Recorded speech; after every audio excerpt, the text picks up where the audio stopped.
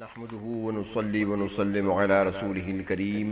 أما بعد فأعوذ بالله من الشيطان الرجيم بسم الله الرحمن الرحيم وأعتزلكم وما تدعون من دون الله وأدعو ربي عسى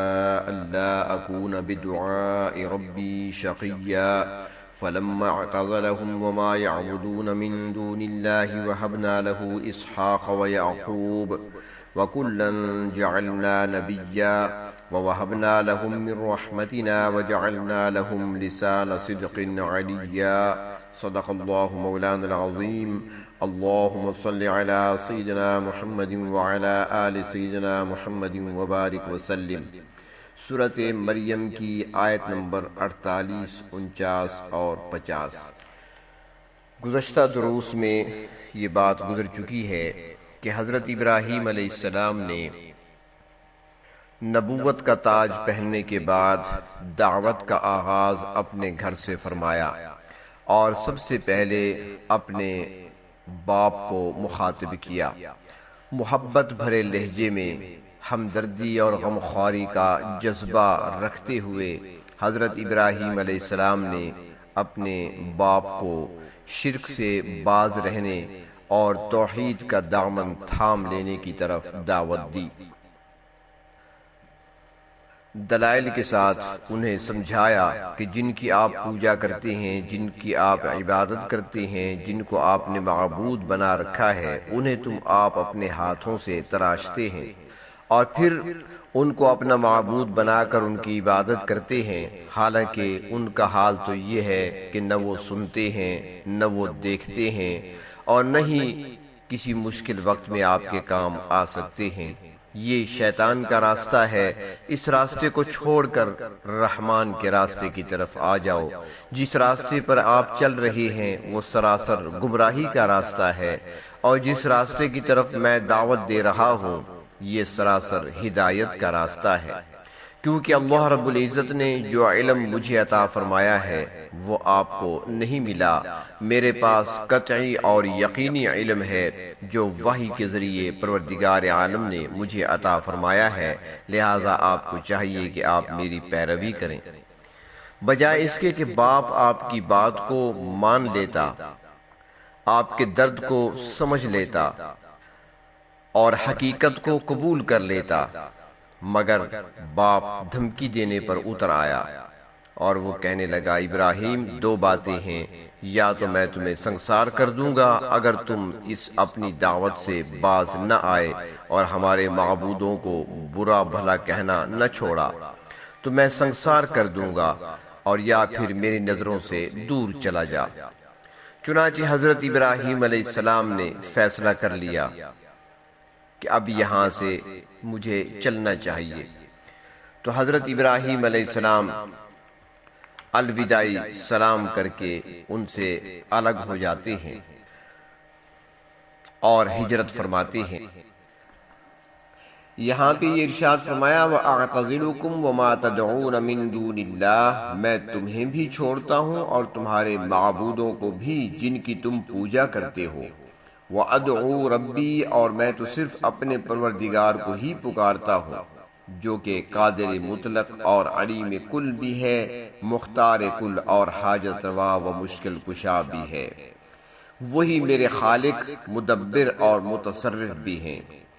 میں صرف اسی ذات کو پکاروں گا اور تمہارے جھوٹے معبودوں سے بیزاری کا اظہار کرتا ہوں۔ سورۃ ممتحنہ میں ہے وَبَدَأَ بَيْنَنَا وَبَيْنَكُمُ الْعَدَاوَةُ وَالْبَغْضَاءُ أَبَدًا حَتَّى تُؤْمِنُوا بِاللَّهِ وَحْدَهُ، اور ہمارے اور تمہارے درمیان نفرت کی دیوار کھڑی ہے جب تک کہ تم اللہ وحدہ لا شریک پر ایمان نہ لے آؤ۔ فرمایا عَسَىٰ أَلَّا أَكُونَ بِدُعَاءِ رَبِّي شَقِيًّا، امید ہے کہ میں اپنے پروردگار کو پکارنے کے ساتھ محروم نہیں ہوں گا۔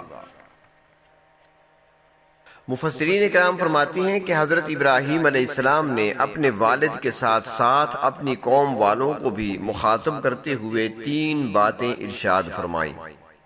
پہلی بات وَأَعْتَزِلُكُمْ وَمَا تَدْعُونَ مِن دُونِ اللَّهِ، اور جن کی تم اللہ کو چھوڑ کر عبادت کرتے ہو ان سے الگ ہوتا ہوں۔ یعنی حضرت ابراہیم علیہ السلام نے فرمایا کہ میں قلبی اور اعتقادی طور پر تم سے پہلے ہی الگ اور جدا تھا۔ اس معاملے میں بھی میں نے تمہیں اپنے ساتھ ملانے کی کوشش کی اور تمہیں حق اور سچ بات بتانا چاہی، مگر تم متعصب نکلے۔ تم میری بات ماننے کے بجائے الٹا ہر دھرمی کا مظاہرہ کرتے ہوئے میرے دشمن بن گئے اور مجھے دھمکیاں دینے لگے۔ جب تم حق بات سننے اور اس پر عمل کر کے اپنی زندگی کو کامیاب بنانے کا ارادہ ہی نہیں رکھتے تو میں تمہارا یہ علاقہ، تمہارا ملک اور تمہارے باطل معبودوں کو چھوڑ کر اور ان سے علیحدہ ہو کر چلا جاتا ہوں۔ دوسری بات یہ فرمائی وَأَدْعُو رَبِّي، اور میں اپنے رب کی ہی عبادت کروں گا۔ حضرت ابراہیم علیہ السلام نے فرمایا کہ میرے یہاں سے جانے کے بعد یکسو ہو کر خالص اللہ وحدہ لا شریک لہ کی عبادت کرنا مقصود ہے۔ پس اب بھی ہمیشہ کی طرح اسی کے سامنے اپنی ہر پریشانی رکھوں گا اور اپنی ہر دعا اسی پروردگار سے ہی مانگوں گا۔ اور تیسری بات ارشاد فرمایا عَسَىٰ أَلَّا أَكُونَ بِدُعَاءِ رَبِّي شَقِيًّا، امید ہے کہ میں اپنے رب کی عبادت کی وجہ سے محروم نہیں رہوں گا۔ یعنی ابراہیم علیہ السلام نے فرمایا اپنی طرف سے انتہائی عاجزی دکھاتے ہوئے اور اللہ رب العزت کی ذات سے قوی امید رکھتے ہوئے کہ مجھے اللہ تعالیٰ کی ذات پر قوی امید ہے کہ میں اس ذات کو پکار کر اور اس ذات کی عبادت کر کے محروم نہیں رہوں گا، جس طرح کہ تم لوگ اپنے معبودوں کو پکار کر اور ان کی عبادت کرنے کے باوجود بھی محروم رہتے ہو۔ ارشاد فرمایا فَلَمَّا اعْتَزَلَهُمْ وَمَا يَعْبُدُونَ مِن دُونِ اللَّهِ، جب آپ قوم اور ان کے معبودوں کو چھوڑ کر چلے گئے تو اللہ رب العزت نے آپ پر اولاد کی صورت میں انعام کیا۔ وَهَبْنَا لَهُ إِسْحَاقَ وَيَعْقُوبَ، ابراہیم علیہ السلام کو اسحاق علیہ السلام بیٹا اور یعقوب علیہ السلام پوتا عطا فرمایا۔ وَكُلًّا جَعَلْنَا نَبِيًّا، اور اللہ نے فرمایا کہ ہم نے نہ صرف یہ اولاد عطا فرمائی بلکہ ہر ایک کو نبی بھی بنایا۔ اور پھر یعقوب علیہ السلام کے بیٹے حضرت یوسف علیہ السلام کو بھی اللہ تبارک و تعالیٰ نے نبوت سے سرفراز فرمایا۔ حضرت ابراہیم علیہ السلام کا آبائی وطن ملک عراق تھا۔ جب وہاں کے لوگ کلی طور پر بت پرستی میں مبتلا رہے اور حضرت ابراہیم علیہ السلام کے بار بار سمجھانے کے باوجود بھی انہوں نے اس مرض کو چھوڑنے سے انکار کر دیا تو اللہ رب العزت نے حضرت ابراہیم علیہ السلام کو ہجرت کرنے کا حکم دیا۔ حضرت ابراہیم علیہ السلام تبلیغ کی غرض سے اپنے اہل ایمان کنبے کو لے کر ملک شام کی طرف روانہ ہوئے تاکہ وہاں جا کر لوگوں کی ایذا و تکالیف سے پرامن ہو کر یکسوئی کے ساتھ اللہ رب العزت کے احکامات کے مطابق زندگی بسر کر سکیں۔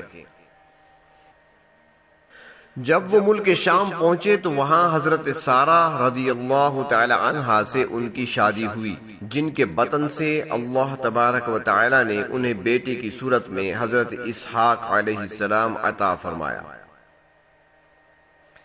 تاریخی روایت سے بات ثابت ہوتی ہے کہ حضرت ابراہیم علیہ السلام نے کل 170 یا 175 سال عمر پائی ہے، اور ان کی عمر جب 100 سال کی ہوئی تو اللہ تبارک و تعالی نے انہیں حضرت اسحاق علیہ السلام کی صورت میں بیٹا عطا فرمایا، اور حضرت اسحاق علیہ السلام کی عمر جب 60 سال کی ہوئی تو اللہ رب العزت نے انہیں حضرت یعقوب علیہ السلام کی صورت میں بیٹا عطا فرمایا۔ یہاں سے یہ بھی معلوم ہوا کہ حضرت ابراہیم علیہ السلام کی زندگی میں ہی حضرت یعقوب علیہ السلام پیدا ہو گئے تھے، اور قرآن مجید نے ان کو جو بیٹے اور پوتے کی خوشخبری دی ہے وہ ان کی حیات میں ہی پوری ہو گئی۔ اس مقام پر صرف حضرت اسحاق علیہ السلام کا ذکر ہے اور حضرت اسماعیل علیہ السلام کا ذکر اگلے رکوع میں مستقل عنوان کے تحت آ رہا ہے۔ یہاں پر چونکہ صرف یہود و نصارہ کا رد مطلوب تھا، اس لیے یہاں پر ان کے جد امجد حضرت اسحاق اور یعقوب علیہ السلام کا ذکر کیا گیا، اور آگے پھر مشرکین عرب کا رد ہے تو وہاں پر ان کے جد امجد حضرت اسماعیل علیہ السلام کا ذکر فرمایا گیا ہے۔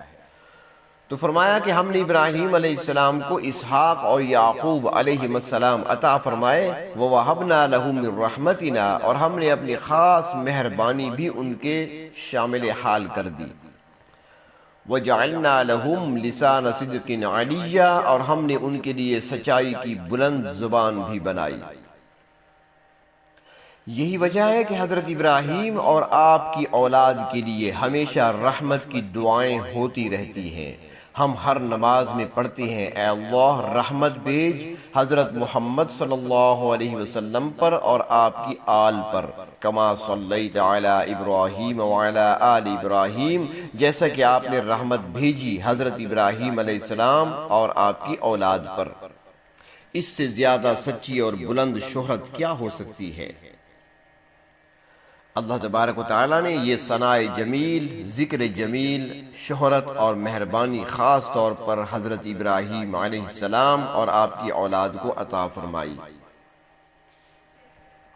مفسرین اکرام فرماتی ہیں کہ حضرت ابراہیم علیہ السلام، حضرت اسحاق اور حضرت یعقوب علیہ السلام کو جہاں اللہ تبارک و تعالیٰ نے نبوت سے سرفراز فرما کر اور ان کی اولاد میں سلسلہ نبوت چلا کر روحانی کمالات سے نوازا، وہاں مال و اولاد کی کثرت اور اپنے قبیلوں کی سرداری وغیرہ بھی عطا فرما کر دنیاوی کمالات بھی عطا فرمائے، اور ساتھ یہ کہ ان کا اچھا ذکر آئندہ آنے والی نسلوں میں جاری و ساری رکھا۔ یہی وجہ ہے کہ تمام آسمانی مذاہب کے ماننے والے ان کا ذکر عزت و احترام سے کرتے ہیں۔ حضرت ابراہیم علیہ السلام کے اس واقعے میں ان مہاجر صحابہ کرام رضی اللہ تعالی عنہم کے لیے تسلی ہے جو اس سورت کے نازل ہونے کے وقت بحکم خداوندی اپنے گھروں سے ہجرت کرنے پر مجبور تھے۔ ایسے لوگوں کو بتایا جا رہا ہے کہ جس طرح حضرت ابراہیم علیہ السلام اپنے دین کو بچانے کی غرض سے اپنے وطن، گھر، عزیز و اقارب کو چھوڑ کر کسی بھی طرح کے نقصان سے دوچار نہیں ہوئے بلکہ ہر طرح کی سربلندی اور سرفرازی حاصل کی، اس طرح تم لوگ بھی اپنے شہر مکہ مکرمہ، گھر اور عزیز و اقارب کو چھوڑ کر کسی بھی طرح کے نقصان میں مبتلا نہیں ہوگے بلکہ تمہیں بھی اللہ تعالیٰ کی طرف سے ہر طرح کی سربلندی اور سرفرازی حاصل ہوگی۔ چنانچہ ایسا ہی ہوا، اور وہ مہاجر مسلمان جن کو ایک موقع پر مجبوراً ہجرت کرنی پڑی تھی، وہ فتح مکہ کے موقع پر اس شہر کے حاکم بن کر واپس لوٹے، اور یوں انہوں نے دنیاوی اور اخروی کامیابیاں سمیٹ لیں۔ ہر اس زمانے اور جگہ میں جہاں احکام شرعیہ آزادی کے ساتھ ادا نہ کیے جا سکتے ہوں، اس جگہ کو چھوڑ کر کسی ایسی جگہ جہاں احکام شریعت کی آزادی ہو، وہاں ہجرت کرنا اہل ایمان کے لیے لازمی اور ضروری ہو جاتا ہے۔ اللہ تبارک و تعالی ہمیں امن، چین، سکون والی زندگی نصیب فرمائے، اور قرآنی اور اسلامی زندگی اور اپنی رضا والی زندگی نصیب فرمائیں۔ وآخر دعوانا ان الحمد للہ رب العالمین۔